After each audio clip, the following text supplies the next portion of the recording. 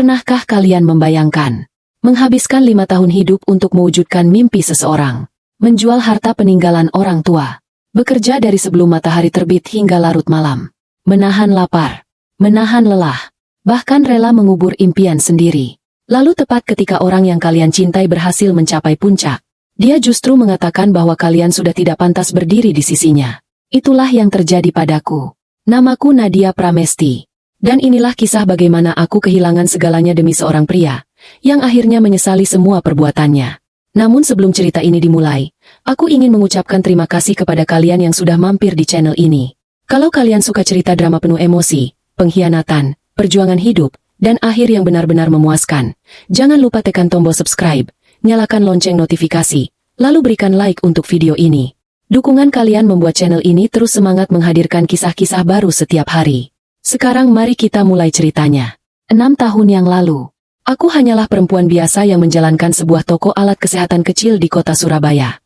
Tokonya tidak besar, hanya bangunan satu lantai dengan cat yang mulai memudar. Di dalamnya terdapat kursi roda, tongkat lansia, alat ukur tekanan darah, kasur pasien, tabung oksigen, hingga berbagai perlengkapan medis sederhana. Toko itu bukan sekadar tempat mencari nafkah.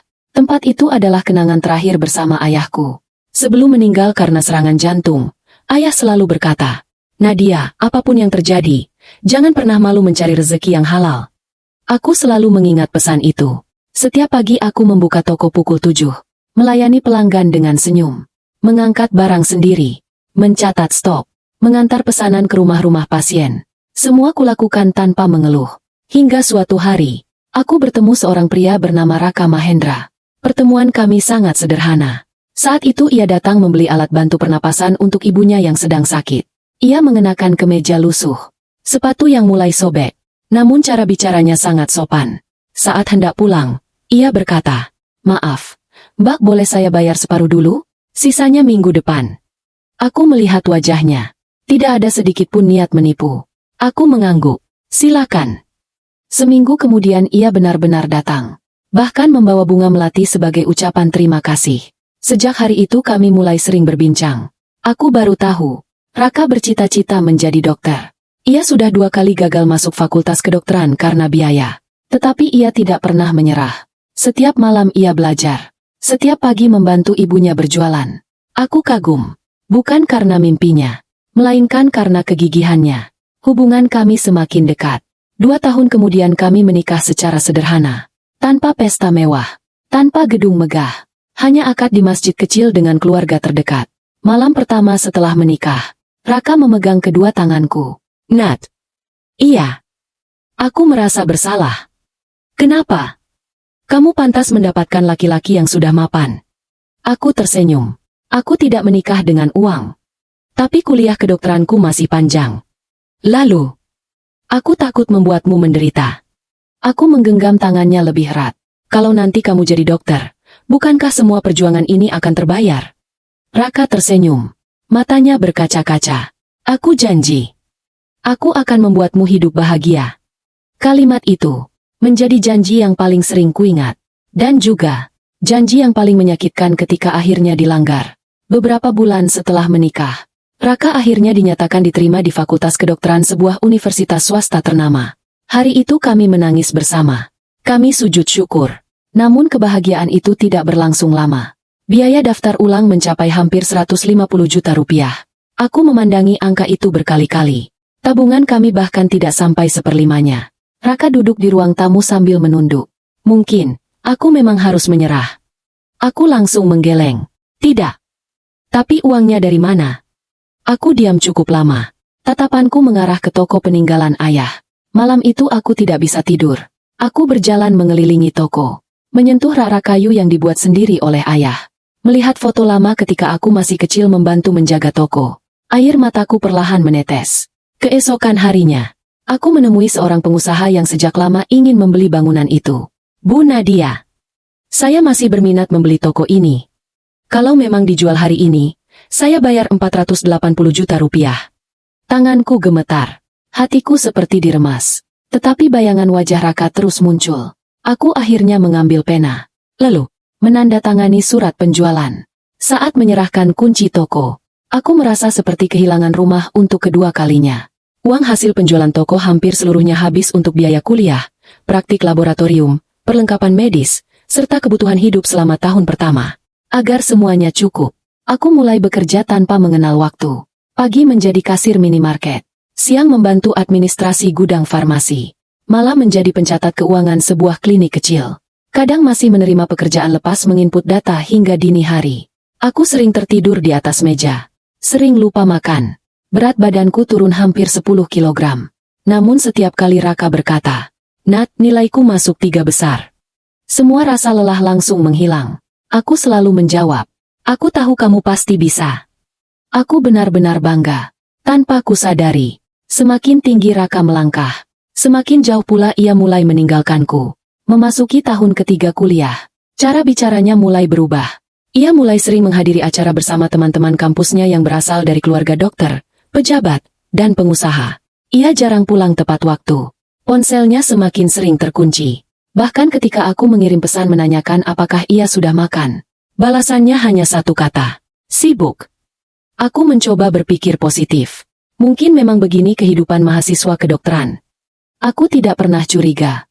Aku tetap percaya. Sampai suatu hari, aku datang diam-diam ke kampus untuk mengantarkan bekal makan siang kesukaannya. Aku belum tahu hari itu akan menjadi awal dari retaknya rumah tangga kami. Dan penghinaan pertama yang kuterima, bukan datang dari orang asing, melainkan dari ibu mertuaku sendiri, di depan teman-teman Raka. Pagi itu, langit Surabaya tampak mendung. Nadia bangun seperti biasa sebelum azan subuh berkumandang. Meski tubuhnya masih pegal karena baru tidur sekitar 3 jam, ia tetap memaksakan diri berdiri. Di dapur kontrakan kecil mereka, ia mulai memasak. Hari itu ia sengaja membuat semur daging, telur balado, dan tumis buncis. Semua adalah makanan favorit Raka. Sambil mengaduk masakan, Nadia tersenyum sendiri. Hari itu adalah hari pertama Raka menjalani praktik klinik di rumah sakit pendidikan. Ia ingin suaminya berangkat dengan perut kenyang. Sesaat kemudian Raka keluar dari kamar mengenakan kemeja putih. Wajahnya terlihat lebih dewasa dibanding beberapa tahun lalu. Tubuhnya kini tegap. Cara bicaranya pun mulai berubah menjadi lebih percaya diri. "Nat, aku berangkat lebih pagi." "Sebentar." Nadia segera membungkus bekal makan siang. "Aku buat makanan kesukaanmu." Raka hanya melirik sekilas. "Oh, taruh saja." Tidak ada senyum. Tidak ada ucapan terima kasih. Nadia hanya mengangguk pelan. Ia masih berusaha berpikir positif. Mungkin dia sedang gugup. Setelah Raka pergi, Nadia kembali bekerja. Pagi menjadi kasir minimarket. Siang membantu administrasi distributor alat kesehatan. Malam menyusun laporan keuangan sebuah klinik. Begitulah rutinitasnya hampir setiap hari. Namun siang itu, ia memutuskan mengambil cuti 2 jam. Di dalam tas kain sederhana, ia membawa termos makanan yang masih hangat. Nanti Raka pasti senang. Ia menaiki angkutan umum menuju rumah sakit pendidikan tempat suaminya praktik. Sesampainya di sana, Nadia langsung terpukau. Gedung rumah sakit itu sangat megah. Lantai marmer mengilap. Perawat berlalu lalang. Dokter muda berjalan dengan jas putih yang rapi. Di salah satu sudut lobi, ia melihat Raka. Suaminya sedang tertawa bersama beberapa dokter muda lain. Di samping mereka berdiri seorang perempuan cantik berpenampilan sangat elegan. Rambutnya ditata rapi. Tas bermerek tergantung di lengannya. Ia tampak begitu akrab dengan Raka. Nadia tersenyum. Mungkin teman satu kelompok. Ia berjalan mendekat. "Mas." Raka menoleh. Senyumnya langsung menghilang. "Kamu?" "Iya. Aku bawakan makan siang." Suasana tiba-tiba hening. Beberapa teman Raka saling berpandangan. Perempuan elegan tadi memperhatikan Nadia dari ujung kepala hingga kaki. Sepatu yang mulai kusam. Tas kain sederhana. Seragam minimarket yang belum sempat diganti. Tatapan itu membuat Nadia merasa tidak nyaman. Salah satu dokter muda bertanya pelan. "Rak, ini siapa?" Raka terlihat ragu beberapa detik. Lalu menjawab pelan. "Istriku." Mereka tampak terkejut.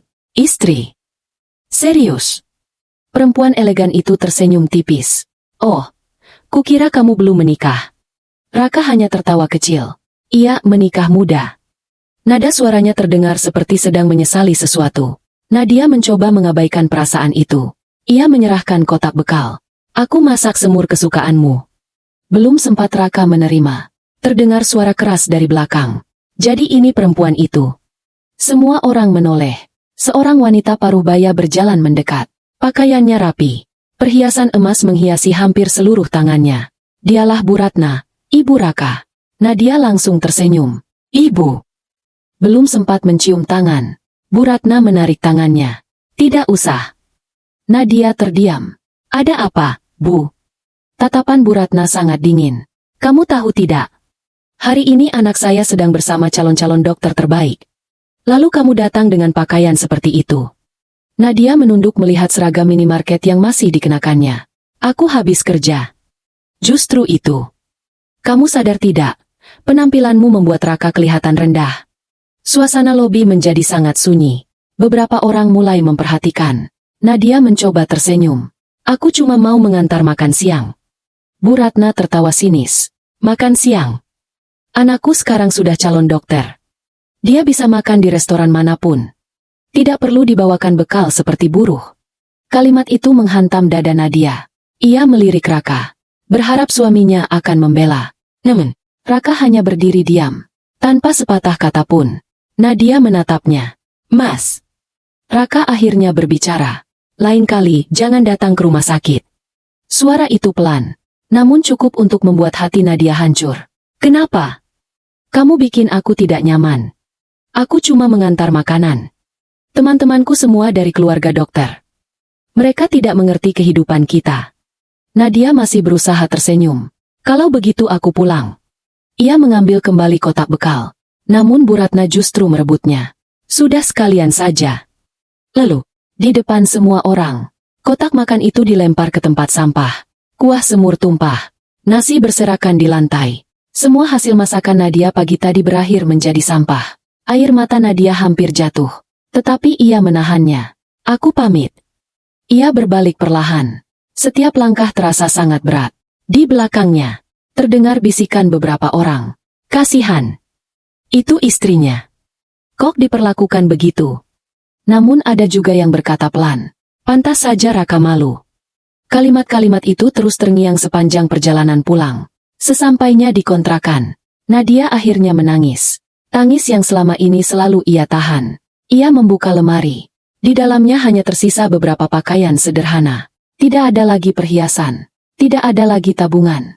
Tidak ada lagi toko peninggalan ayah. Semuanya sudah habis. Untuk siapa? Untuk pria yang hari ini bahkan tidak sanggup mengatakan satu kalimat. Jangan hina istriku. Malam harinya, Raka pulang hampir pukul 11. Ia masuk tanpa menatap Nadia. Suasana rumah sangat sunyi. Setelah berganti pakaian, ia berkata singkat. Besok jangan datang lagi. Nadia mengangkat wajahnya. Mas, apa kamu juga malu punya istri seperti aku? Raka terdiam cukup lama. Lalu menjawab dengan suara pelan.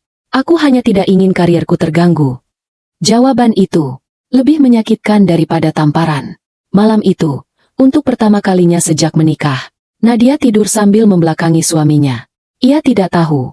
Di saat yang sama, di dalam ponsel Raka masuk sebuah pesan dari perempuan yang siang tadi berdiri di sampingnya.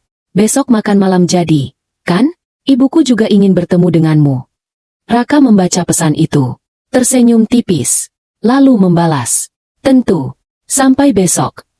Tanpa menyadari, seseorang melihat semuanya dari balik pintu kamar yang belum tertutup rapat. Dan sejak malam itu, hati Nadia mulai mengatakan satu hal yang selama ini selalu ia tolak. Mungkin pria yang paling ia cintai sedang perlahan jatuh cinta kepada wanita lain. Malam setelah pertengkaran kecil itu, Nadia hampir tidak bisa memejamkan mata. Biasanya, sebelum tidur, Raka selalu meletakkan ponselnya di atas meja. Kini berbeda. Ponsel itu selalu berada di genggamannya. Kalau masuk kamar mandi, di bawah. Kalau tidur, diletakkan di bawah bantal. Kalau ada telepon, ia keluar rumah. Perubahan kecil yang dulu dianggap Nadia sebagai kesibukan kini terasa seperti potongan-potongan puzzle yang mulai membentuk sebuah kenyataan pahit. Namun, Nadia masih berusaha mempercayai suaminya. Ia terus menghibur dirinya sendiri. Mungkin aku hanya terlalu sensitif. Mungkin tekanan praktik di rumah sakit memang berat. Tapi, keyakinan itu perlahan runtuh keesokan harinya. Pagi itu, Raka tampil jauh lebih rapi dari biasanya. Ia mengenakan kemeja baru yang belum pernah dilihat Nadia. Jam tangan yang dulu selalu dipakainya diganti dengan model yang lebih mahal. Parfum yang biasanya hanya disemprot sekali, kini berkali-kali. Nadia tersenyum kecil. Mas, hari ini ada acara kampus. Raka mengangguk singkat. Iya. Acara apa? Jamuan kecil. Dengan siapa? Direktur rumah sakit. Jawabannya pendek. Tanpa mau menjelaskan lebih jauh, Nadia mengangguk pelan. Kalau begitu nanti pulang jangan terlalu malam. Iya. Namun bahkan saat menjawab itu, mata Raka tidak menatap wajah istrinya. Ia sibuk merapikan rambut di depan cermin. Begitu pintu rumah tertutup, Nadia memandang meja makan yang masih penuh dengan sarapan. Raka bahkan tidak menyentuhnya. Padahal dahulu, ia selalu mengatakan tidak bisa memulai hari tanpa masakan Nadia. Siang harinya, Nadia sedang menyusun laporan stok di distributor alat kesehatan tempatnya bekerja. Telepon genggamnya bergetar. Nomor yang tidak dikenal. Halo. Apakah ini Mbak Nadia? Iya. Saya dari jasa pengiriman. Ada paket untuk Pak Raka. Oh, titip saja ke rumah. Maaf, alamat penerima yang tertulis justru Hotel Grand Mahkota. Nadia terdiam. Hotel? Iya, Bu. Mungkin salah alamat. Gak apa-apa, nanti saya hubungi penerimanya. Telepon pun ditutup. Nadia memandang kosong layar ponselnya. Hotel? Untuk apa Raka menerima paket di hotel? Ia mencoba mengusir pikiran buruk. Tetapi rasa penasaran semakin besar. Sore harinya, pekerjaan Nadia selesai lebih cepat. Entah mengapa, langkahnya justru mengarah ke Hotel Grand Mahkota. Ia sendiri tidak tahu kenapa. Mungkin hanya ingin memastikan. Mungkin hanya ingin membuktikan bahwa semua ini hanyalah kesalahpahaman. Setibanya di sana, ia berdiri di seberang jalan. Hotel itu terkenal sebagai tempat pertemuan para pebisnis. Beberapa mobil mewah keluar masuk. 15 menit berlalu. Lalu, sebuah mobil hitam berhenti di depan lobi. Raka turun dari kursi penumpang. Jantung Nadia langsung berdegup kencang. Namun yang membuat napasnya hampir berhenti adalah perempuan yang turun dari kursi pengemudi. Perempuan yang sama. Wanita elegan yang pernah ditemuinya di rumah sakit. Hari ini ia mengenakan gaun putih sederhana. Rambutnya terurai. Ia tersenyum hangat kepada Raka. Tanpa ragu, mereka masuk ke hotel berdampingan. Sesekali tertawa bersama. Nadia merasa tubuhnya lemas. Tetapi ia tetap mengikuti dari kejauhan. Di restoran hotel, Raka dan perempuan itu duduk berhadapan. Nadia memilih meja yang cukup jauh. Ia memakai masker dan topi agar tidak dikenali. Pelayan datang membawa makanan. Tak lama kemudian, seorang wanita parubaya ikut bergabung. Nadia langsung mengenalnya. Bu Ratna, ibu mertuanya. Mereka bertiga tampak sangat akrab. Sesaat kemudian, percakapan yang membuat dunia Nadia runtuh terdengar jelas. Nak Raka. Wanita parubaya itu tersenyum. Ibu senang akhirnya kamu mau bertemu keluarga kami. Perempuan muda itu ikut tersenyum. Papa juga ingin mengenal Mas Raka lebih dekat. Raka mengangguk sopan. Terima kasih. Lalu, Bu Ratna berkata dengan bangga. Daripada mempertahankan kehidupan lama, lebih baik mulai hidup baru. Dokter harus menikah dengan perempuan yang selevel. Kalimat itu membuat tangan Nadia bergetar. Perempuan muda itu tampak ragu. Tapi, Mas Raka sudah menikah. Bu Ratna langsung menjawab santai. Itu cuma urusan waktu. Nanti juga selesai. Raka tidak membantah. Ia hanya diam.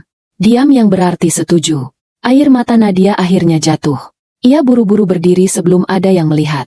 Sepanjang perjalanan pulang, langkah Nadia terasa kosong. Ia tidak menangis lagi. Justru pikirannya menjadi sangat tenang. Tenang yang menakutkan. Sesampainya di rumah, ia membuka lemari. Di sana masih tersimpan map berisi seluruh bukti pembayaran kuliah Raka. Bukti transfer, kwitansi, surat gadai motor, akta penjualan toko. Semuanya ia susun sendiri selama 5 tahun. Ia memegang satu persatu. Tangannya gemetar. 5 tahun. Semuanya untukmu. Tanpa sadar air matanya kembali mengalir. Bukan karena uang itu, tetapi karena ia baru menyadari. Selama ini dirinya hanya dianggap sebagai tangga. Tangga yang dipakai untuk naik. Lalu ditinggalkan begitu sampai di atas. Malam itu, Raka pulang hampir tengah malam. Nat, aku pulang. Nadia keluar dari dapur. Wajahnya terlihat tenang. Acaranya selesai. Iya. Dengan direktur rumah sakit. Iya. Raka menjawab tanpa ragu. Padahal beberapa jam sebelumnya, Nadia melihat sendiri ia sedang makan malam dengan perempuan lain. Nadia mengangguk pelan. Aku percaya. Dua kata itu membuat Raka tersenyum lega. Ia sama sekali tidak menyadari. Kalimat itu bukan lagi bentuk kepercayaan, melainkan perpisahan perlahan di dalam hati Nadia. Keesokan paginya, Saat sedang membersihkan gudang rumah kontrakan, Nadia menemukan sebuah kotak kayu tua milik almarhum ayahnya. Kotak itu terkunci. Selama bertahun-tahun ia tidak pernah membukanya. Di bagian atas terdapat secarik amplop yang mulai menguning. Tulisan tangan ayahnya masih sangat jelas.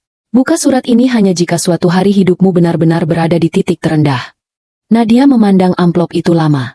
Entah mengapa, perasaannya mengatakan bahwa isi surat itu akan mengubah seluruh jalan hidupnya. Ia menarik napas panjang, lalu perlahan membuka segel amplop tersebut. Tanpa ia sadari, rahasia yang disembunyikan ayahnya selama lebih dari 20 tahun akan menjadi awal dari kebangkitan Nadia. Dan juga, awal kehancuran Raka. Pagi itu, rumah kontrakan kecil yang biasanya terasa hangat mendadak menjadi begitu sunyi. Raka sudah berangkat sejak pukul 6. Seperti beberapa bulan terakhir, ia hanya berpamitan singkat tanpa menatap wajah Nadia. Pintu rumah tertutup. Suara motornya perlahan menghilang. Barulah Nadia kembali duduk di lantai gudang. Di depannya masih tergeletak kotak kayu tua peninggalan almarhum ayahnya. Kotak itu dipenuhi debu. Sudut-sudut kayunya mulai lapuk dimakan usia. Namun gembok kecil yang menguncinya masih terlihat kokoh. Di atasnya terdapat amplop kecoklatan bertuliskan tangan yang sangat dikenalnya. Tulisan ayah. Air mata Nadia kembali menggenang. Sudah hampir 7 tahun ayahnya meninggal karena serangan jantung mendadak. Sejak saat itu, hidup Nadia berubah drastis. Ia harus mengurus toko sendirian, membayar utang usaha, lalu menikah dengan Raka dan mengorbankan hampir seluruh hidupnya demi mimpi sang suami. Dengan tangan gemetar, ia membuka amplop itu. Di dalamnya hanya ada 2 lembar surat. Nadia mulai membaca. Untuk putriku, Nadia. Kalau kamu membaca surat ini, berarti ayah sudah tidak ada atau kamu sedang berada di masa paling sulit dalam hidupmu. Pertama, ayah ingin minta maaf. Selama hidup, ayah menyembunyikan satu kenyataan besar darimu. Bukan karena ayah tidak percaya kepadamu, tetapi karena ayah ingin kamu tumbuh sebagai perempuan yang menghargai kerja keras, bukan harta. Selama ini kamu mengenalku hanya sebagai pemilik toko alat kesehatan kecil. Padahal sebelum itu, ayah pernah menjadi salah satu pendiri perusahaan distribusi alat kesehatan terbesar di Indonesia. Napas Nadia langsung tertahan. Matanya membelalak.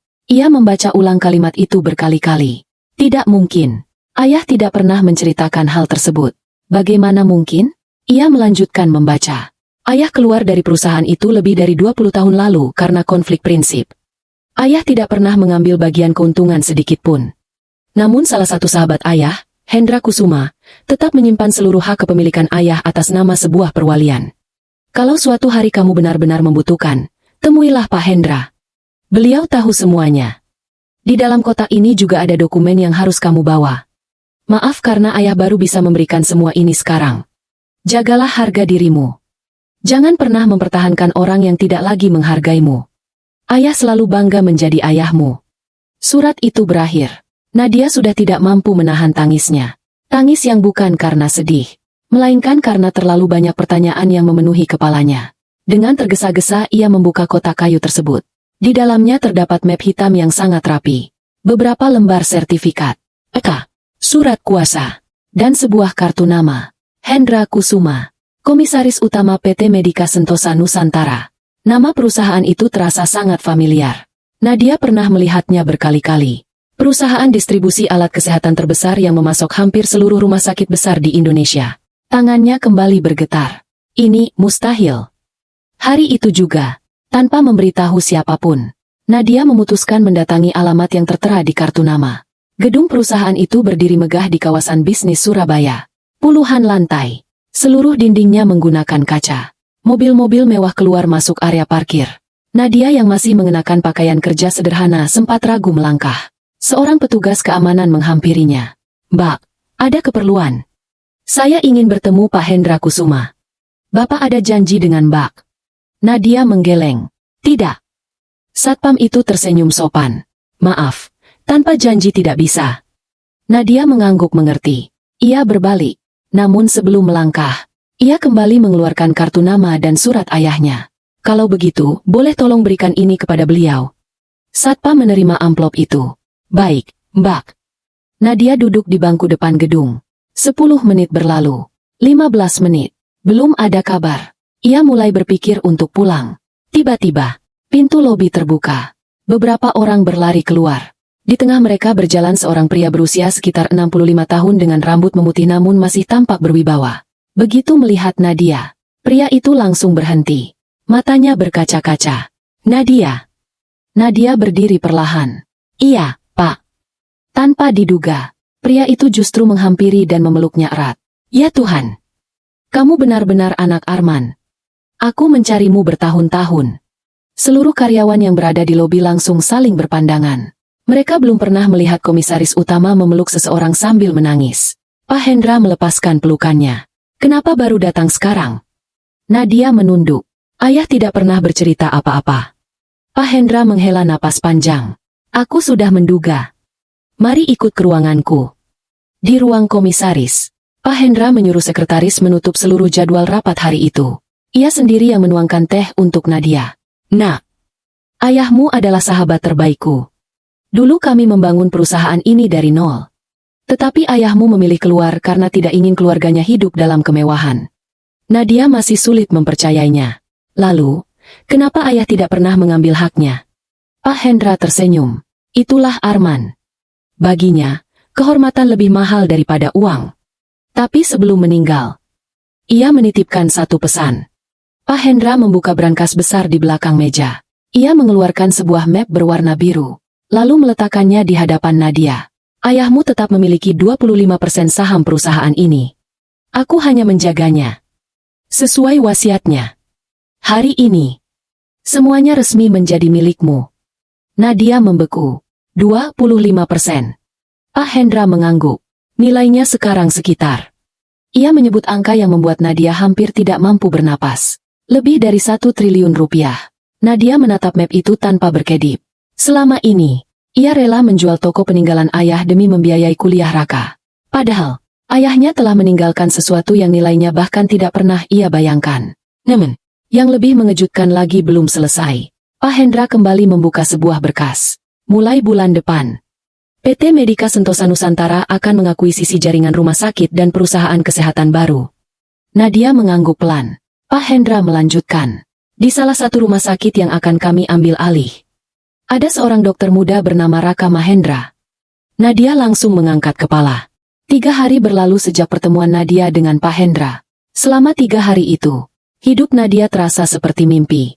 Setiap pagi ia masih berangkat bekerja seperti biasa. Masih mengenakan seragam sederhana. Masih naik angkutan umum. Masih membeli sarapan di warung yang sama. Tidak ada satupun orang yang mengetahui bahwa kini ia resmi menjadi salah satu pemegang saham terbesar PT Medika Sentosa Nusantara. Bahkan Raka pun tidak tahu. Nadia memang sengaja merahasiakannya. Bukan karena ingin memberi kejutan, melainkan karena ia ingin memastikan satu hal. Apakah Raka benar-benar masih mencintainya? Atau hanya sedang menunggu waktu untuk meninggalkannya?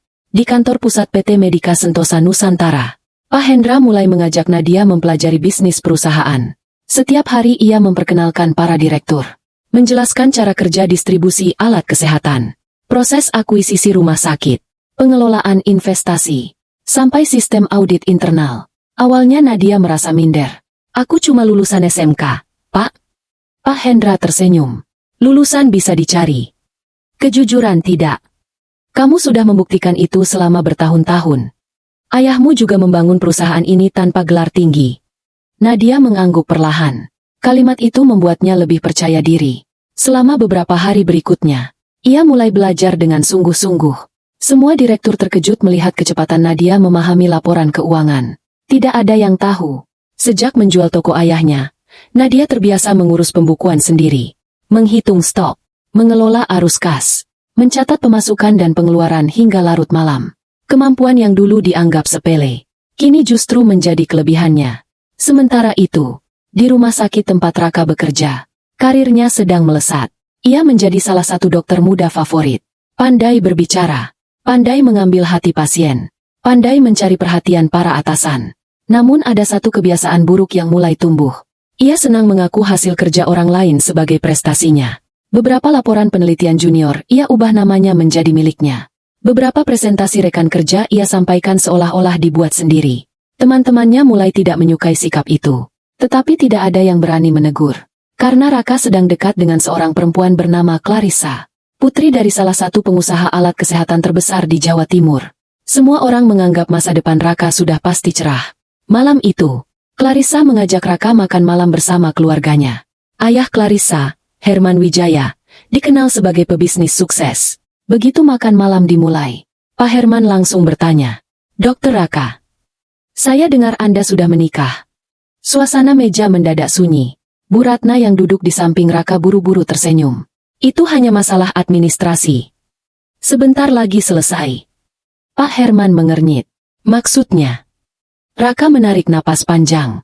"Saya memang masih memiliki istri. Tetapi hubungan kami sudah tidak bisa dipertahankan. Perbedaan cara berpikir. Perbedaan lingkungan. Kami sudah berjalan ke arah yang berbeda." Semua kalimat itu terdengar begitu tenang. Seolah-olah 5 tahun perjuangan Nadia hanyalah catatan kecil yang mudah dihapus. Clarissa menatap Raka. "Kalau nanti resmi berpisah, apa yang paling kamu inginkan?" Raka tersenyum. "Aku hanya ingin hidup dengan orang yang bisa mendukung karierku." Kalimat itu disambut anggukan Bu Ratna. "Iya. Dokter harus punya pasangan yang berkelas. Bukan perempuan yang hidupnya cuma menjaga toko." Mereka tertawa kecil. Tak satu pun menyadari. Di luar restoran, seorang pria parubaya baru saja mendengar sebagian percakapan itu. Ia adalah sopir pribadi Pak Hendra yang sedang menjemput klien. Tanpa sengaja ia mengenali nama Raka dari foto yang pernah dilihat di meja Pak Hendra. Malam itu juga, ia melaporkan semuanya. Keesokan harinya, Pak Hendra memanggil Nadia. "Nak, aku ingin bertanya. Kalau Raka benar-benar menceraikanmu, apa yang akan kamu lakukan?" Nadia terdiam cukup lama. "Aku tidak akan mempertahankan seseorang yang sudah tidak ingin tinggal. Lalu kalau nanti dia tahu siapa dirimu?" Nadia tersenyum tipis. "Itu bukan urusanku lagi." Pak Hendra mengangguk puas. Dalam hati ia semakin yakin, Nadia memang layak memimpin perusahaan ayahnya. Seminggu kemudian, Raka pulang lebih awal dari biasanya. Ia duduk di ruang tamu. Wajahnya tampak sangat serius. "Nat." "Iya. Aku ingin bicara." Nadia duduk di hadapannya. Entah mengapa, hatinya sudah tahu apa yang akan terjadi. Raka mengeluarkan sebuah map coklat. "Aku sudah menyiapkan suratnya." "Surat apa?" "Permohonan cerai." Walaupun sudah menduga, dada Nadia tetap terasa sesak. "Kenapa?" Raka menarik napas panjang. "Aku ingin jujur. Kita sudah tidak cocok. Aku sudah berubah. Kamu juga. Kita hidup di dunia yang berbeda." Nadia menatap wajah pria yang selama 5 tahun menjadi alasan ia bertahan hidup. "Berbeda karena aku tidak punya gelar." Raka tidak menjawab. "Berbeda karena aku cuma mantan penjaga toko." Raka tetap diam. Diam itu sudah menjadi jawaban. Air mata Nadia perlahan jatuh. "Boleh aku bertanya satu kali lagi?" Raka mengangguk. "Selama 5 tahun ini, apakah kau pernah benar-benar mencintaiku?" Raka memejamkan mata, lalu berkata pelan, "Aku pernah. Tapi sekarang, aku butuh kehidupan yang berbeda." Kalimat itu mengakhiri semuanya. Nadia mengusap air matanya. Lalu, tanpa berteriak, tanpa memohon, tanpa memaki, ia mengambil pena, membaca seluruh isi surat, kemudian menandatanganinya. Raka tampak sedikit terkejut. "Kamu tidak mau mempertahankan pernikahan ini?" Nadia menggeleng pelan. "Aku sudah terlalu lama mempertahankan semuanya sendirian. Kalau memang ini maumu, aku ikhlas." Jawaban itu justru membuat hati Raka terasa aneh. Entah kenapa, ia berharap Nadia menangis, memohon, melarangnya pergi. Tetapi perempuan yang ada di depannya justru terlihat sangat tenang. Tenang seperti seseorang yang sudah selesai berduka. Saat Raka berdiri hendak meninggalkan rumah, Nadia memanggilnya. "Mas." Raka menoleh. "Terima kasih." Raka mengernyit. "Untuk apa?" "Karena akhirnya aku sadar. Orang yang paling perlu aku perjuangkan selama ini, bukan kamu, melainkan diriku sendiri." Raka hanya tersenyum tipis. Ia menganggap itu hanyalah kalimat untuk menjaga harga diri. Ia melangkah keluar rumah, tanpa pernah menoleh lagi. Ia sama sekali tidak tahu. Pagi esok harinya, PT Medika Sentosa Nusantara akan mengumumkan secara resmi akuisisi jaringan rumah sakit tempat ia bekerja. Dan yang lebih mengejutkan, 2 bulan berlalu sejak perceraian Nadia dan Raka resmi diputuskan pengadilan. Tidak ada perebutan harta, tidak ada pertengkaran panjang, tidak ada drama di ruang sidang. Semuanya selesai hanya dalam beberapa menit. Ketika hakim mengetukkan palu, Nadia hanya mengucapkan satu kalimat dalam hati. Terima kasih, akhirnya aku bebas. Ia keluar dari pengadilan tanpa menoleh sedikit pun. Sementara Raka berjalan ke arah parkiran bersama Bu Ratna. Akhirnya selesai juga, kata Bu Ratna dengan wajah lega. Mulai sekarang kamu fokus saja dengan masa depanmu. Raka mengangguk pelan. Aneh, bukankah ini yang selama ini ia inginkan? Namun entah mengapa, dadanya justru terasa kosong. Di sisi lain, kehidupan Nadia berubah sangat cepat. Selama 2 bulan terakhir, hampir setiap hari ia mengikuti pelatihan kepemimpinan, membaca laporan keuangan perusahaan hingga larut malam, dan menghadiri rapat bersama para direktur senior. Awalnya banyak yang meragukan kemampuannya. Beliau tidak punya pengalaman memimpin perusahaan sebesar ini. Masih terlalu muda. Hanya lulusan SMK. Komentar-komentar itu sampai ke telinga Pak Hendra. Beliau hanya tersenyum. Kalau kalian menilai seseorang dari ijazahnya, kalian akan kehilangan banyak orang hebat. Ucapan itu membuat ruang rapat langsung hening. Nadia sendiri memilih tidak membalas. Ia percaya, kemampuan akan berbicara jauh lebih keras daripada ucapan. Sedikit demi sedikit, ia mulai memahami seluruh bisnis perusahaan. Bahkan beberapa ide efisiensi yang ia usulkan berhasil menghemat biaya operasional hingga miliaran rupiah. Direktur keuangan yang awalnya paling keras menolak Nadia akhirnya berkata, "Saya akui, Bu Nadia memang layak berada di sini." Sementara itu, di Rumah Sakit Graha Medica tempat Raka bekerja, suasana sedang sangat sibuk. Direktur rumah sakit mengumpulkan seluruh dokter dan staf di aula utama. Mulai hari ini, rumah sakit kita resmi bergabung dengan grup Medica Sentosa. Ruangan langsung dipenuhi bisik-bisik. Itu perusahaan besar, kan? Iya. Dengar-dengar pemilik barunya masih sangat muda. Katanya akan banyak perubahan. Raka hanya tersenyum kecil. Baginya, pergantian pemilik bukan masalah. Ia justru melihat peluang besar untuk naik jabatan. Selama ini ia merasa memiliki kemampuan berbicara yang baik. Ia yakin siapapun pemilik barunya pasti akan menyukainya. Tanpa ia sadari, keyakinan itu akan segera berubah menjadi mimpi buruk. Di ruang direksi, Pak Hendra memimpin rapat terakhir sebelum pengumuman manajemen baru. Nak Nadia, hari ini kamu tidak perlu banyak bicara. Cukup menjadi dirimu sendiri. Nadia menarik napas panjang. Sejujurnya, ia masih gugup. Ini adalah pertama kalinya ia akan berdiri di hadapan ratusan dokter, perawat, dan karyawan. Pak Hendra menepuk bahunya. Ingat pesan ayahmu. Jangan pernah merasa kecil hanya karena orang lain pernah merendahkanmu. Nadia tersenyum. Terima kasih, Pak. Hari itu ia mengenakan setelan blazer biru tua sederhana. Tanpa perhiasan mencolok, tanpa tas bermerek, ia tetap menjadi Nadia yang sama. Kini ia membawa tanggung jawab yang jauh lebih besar. Sementara di sisi lain gedung, Raka sedang berbincang dengan Clarissa melalui telepon. Nanti malam jadi makan dengan orang tuaku. Tentu. Papa mulai membicarakan pertunangan. Raka tersenyum lebar. Sebentar lagi semuanya akan berubah. Aku juga sedang membangun nama di rumah sakit. Clarissa tertawa kecil. Kalau begitu cepat naik jabatannya, Dok. Supaya papa makin yakin. Telepon ditutup. Raka memasukkan ponselnya ke saku sambil membayangkan masa depan yang indah. Rumah mewah, karir cemerlang, menikah dengan putri pengusaha. Semua terasa begitu dekat. Ia sama sekali tidak tahu. Nasibnya justru akan berbelok tajam beberapa menit lagi. Seluruh karyawan berkumpul di aula. Direktur rumah sakit naik ke podium. Hari ini kita kedatangan komisaris utama grup Medica Sentosa. Beliau akan memperkenalkan arah baru perusahaan. Semua orang langsung bertepuk tangan. Pintu aula perlahan terbuka. Pak Hendra masuk lebih dulu. Di belakangnya, berjalan seorang wanita dengan langkah tenang. Raka masih menunduk melihat berkas di tangannya. Ia baru mengangkat kepala ketika seluruh ruangan tiba-tiba hening. Detik berikutnya, wajahnya langsung pucat. Tangannya gemetar. Matanya membelalak lebar. Perempuan yang berjalan menuju podium itu adalah Nadia, mantan istrinya. Raka berkedip berkali-kali, seolah tidak percaya dengan apa yang dilihatnya. Mustahil. Bisiknya lirih. Di sampingnya, beberapa dokter mulai bertepuk tangan. Itu komisaris barunya. Masih muda sekali. Cantik juga. Raka sama sekali tidak mendengar suara-suara itu. Pikirannya kosong. Bagaimana mungkin? Bukankah Nadia hanya mantan penjaga toko? Bukankah ia tidak punya siapa-siapa? Mengapa sekarang ia berdiri di atas panggung bersama pemilik perusahaan terbesar di bidang kesehatan? Nadia berdiri di depan podium. Tatapannya menyapu seluruh ruangan. Lalu, Matanya bertemu dengan mata Raka.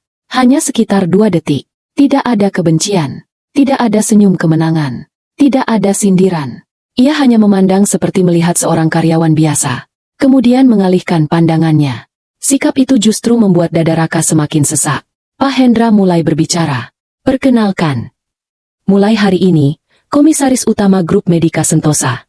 Ibu Nadia Pramesti. Seluruh ruangan bergemuruh oleh tepuk tangan. Raka tidak ikut bertepuk tangan. Tangannya terasa dingin. Keringat mulai membasahi dahinya.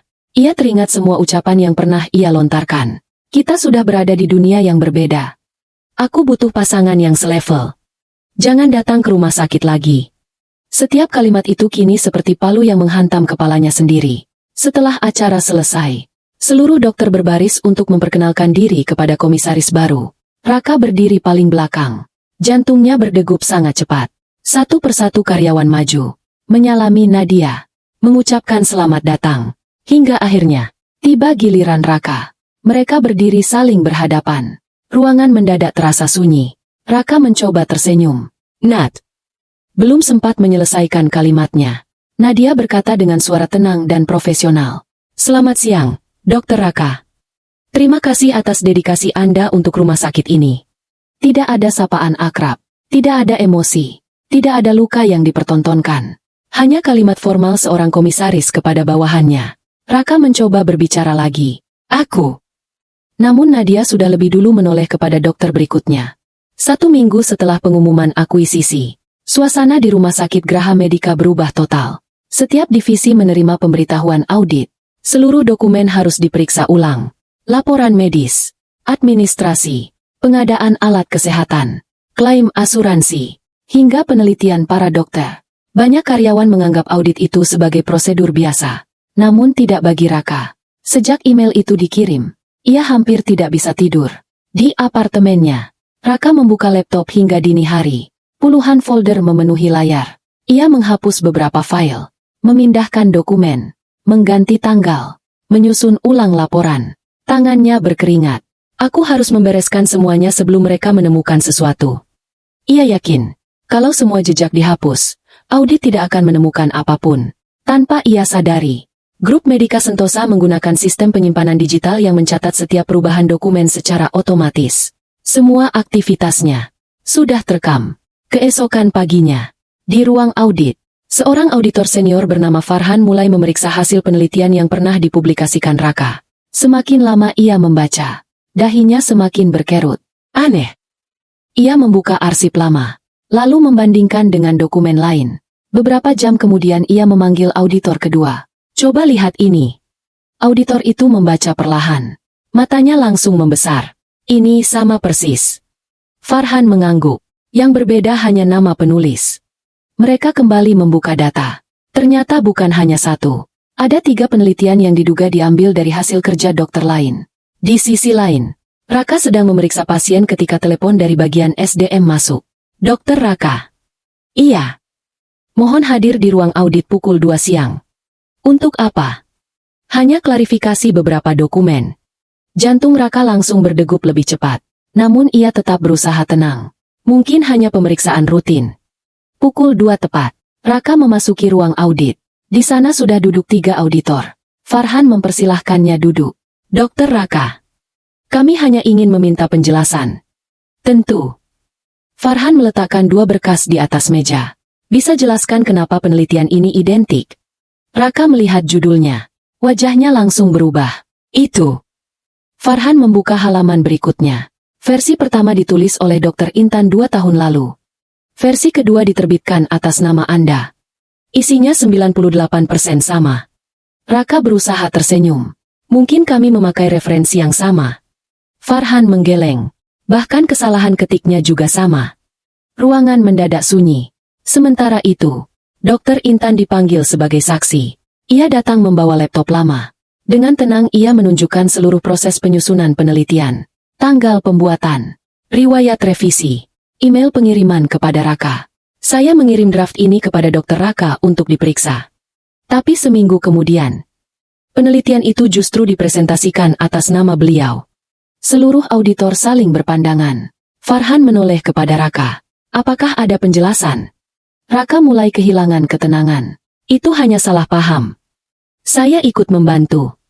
Dokter Intan menggeleng. Tidak. Bahkan satu kalimat pun bukan tulisan dokter. Ruangan kembali sunyi. Belum selesai sampai di situ. Auditor lain membuka map berikutnya. Kami juga menemukan beberapa klaim tindakan medis yang ditandatangani atas nama Anda. Tetapi berdasarkan jadwal. Pada jam yang sama Anda sedang berada di tempat lain. Raka membeku. Dokumen demi dokumen mulai dikeluarkan. Rekaman absensi. Jadwal operasi. Log komputer. Semuanya saling berkaitan. Raka baru menyadari. Audit ini jauh lebih teliti daripada yang ia bayangkan. Sore harinya. Laporan awal disampaikan kepada Direksi Grup Medika Sentosa. Pak Hendra membaca setiap halaman dengan wajah serius. Lalu ia meletakkan berkas itu di meja Nadia. Nak, bacalah. Nadia membuka perlahan. Semakin lama membaca, ia semakin terdiam. Bukan karena ingin membela Raka, tetapi karena tidak menyangka. Pria yang dulu ia banggakan ternyata melakukan begitu banyak pelanggaran. Mengambil hasil kerja orang lain. Memalsukan laporan. Menyetujui klaim yang tidak sesuai prosedur. Semuanya dilakukan demi mempercepat kenaikan karir. Pak Hendra memandang Nadia. Kamu yang menentukan. Apakah proses ini tetap dilanjutkan? Nadia menarik napas panjang. Pak, sejak saya menerima jabatan ini, saya berjanji tidak akan mencampurkan urusan pribadi dengan pekerjaan. Kalau memang buktinya cukup, lanjutkan sesuai aturan. Pak Hendra tersenyum tipis. Itulah jawaban yang ingin kudengar. Sementara itu, Raka mulai panik. Ia menghubungi beberapa rekan yang dulu pernah membantunya. Namun satu persatu menolak. Maaf, Rak. Kami tidak mau ikut terseret. Ia menghubungi mantan atasannya. Tidak diangkat. Ia menemui bagian administrasi. Mereka hanya menjawab. Semua sudah ditangani auditor. Untuk pertama kalinya, Raka benar-benar merasa sendirian. Malam harinya, ia datang ke rumah Clarissa. Wajahnya pucat. Aku sedang ada masalah. Clarissa terkejut. Masalah apa? Cuma audit kecil. Kalau begitu pasti bisa selesai. Raka mengangguk. Iya.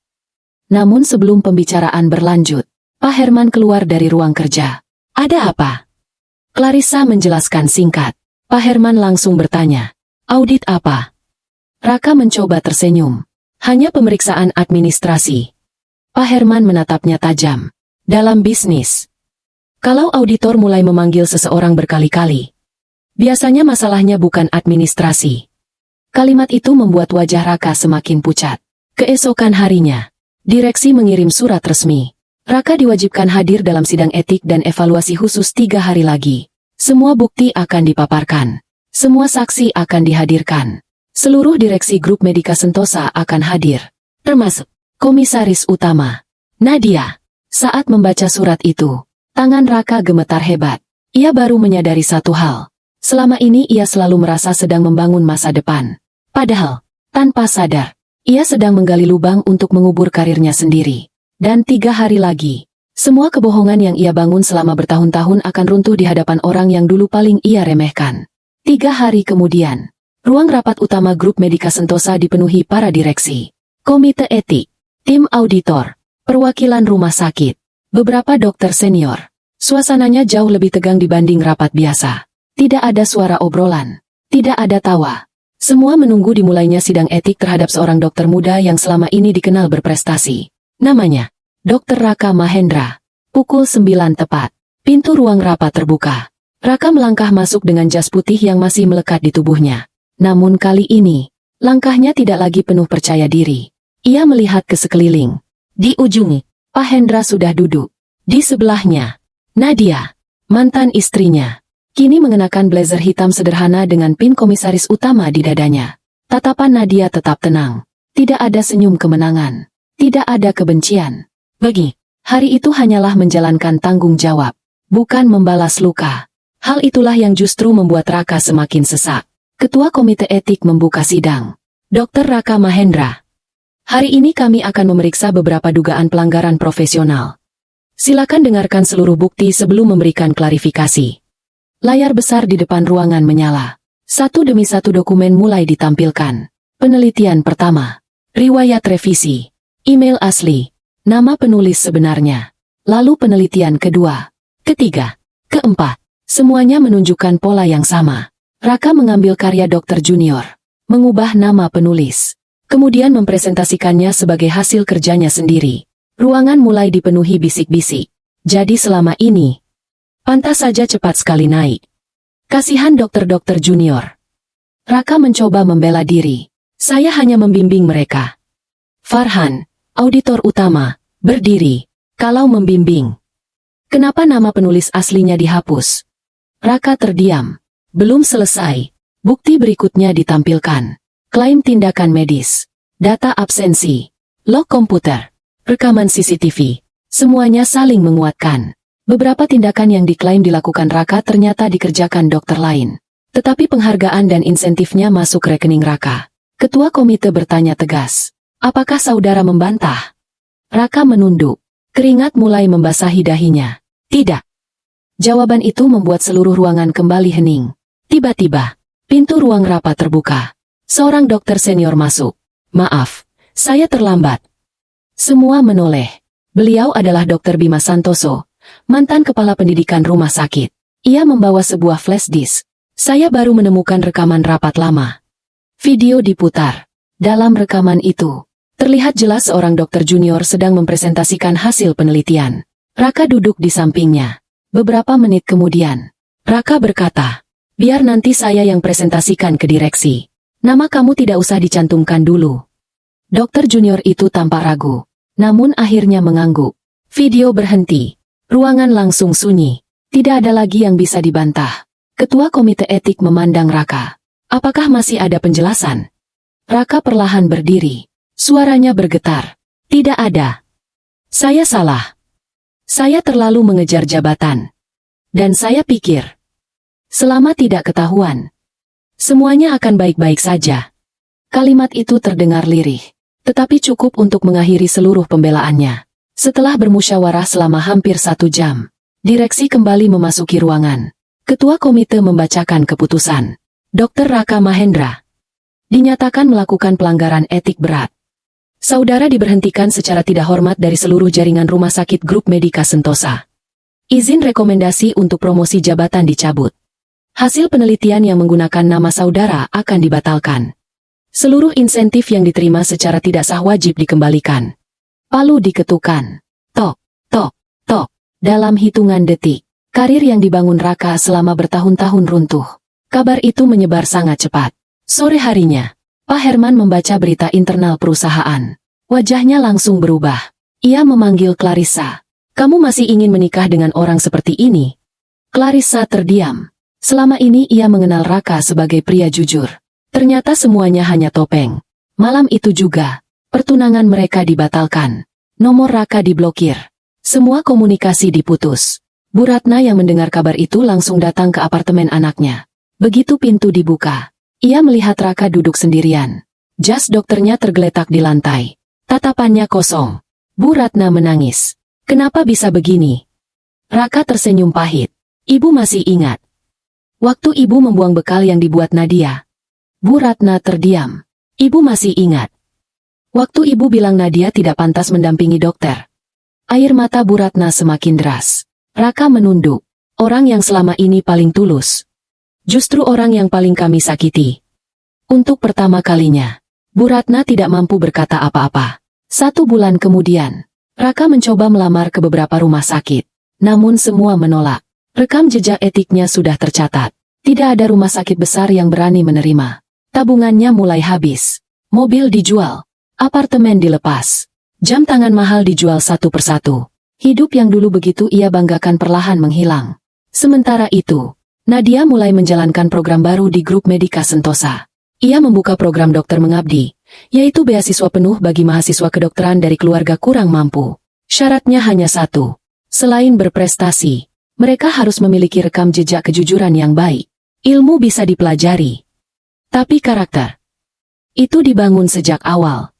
Program itu mendapat banyak pujian. Banyak mahasiswa akhirnya memperoleh kesempatan yang dulu sulit mereka dapatkan.